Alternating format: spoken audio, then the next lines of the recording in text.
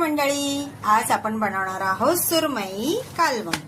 सुरमई घेतलेली आहे, टोमॅटो, कोथिंबीर, लसूण या सर्वांचं एकत्र वाटप करून आपण छान सुरमईचं कालवण बनवणार आहोत सोप्या पद्धतीने। 2 पळी तेल घालायचंय, वाटण,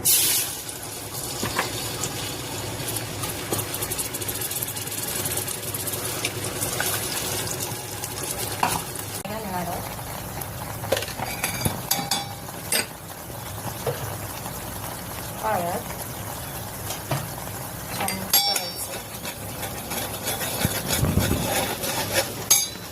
मग आपण सुरमई घालणार आहोत।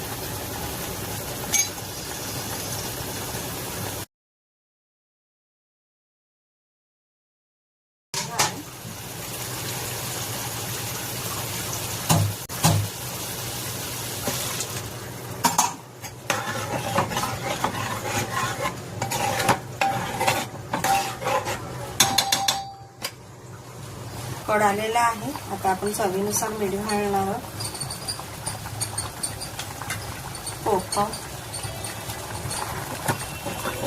थोडं उकळून द्यायचं 2 मिनिटं। रेडी झालेलं आहे आपलं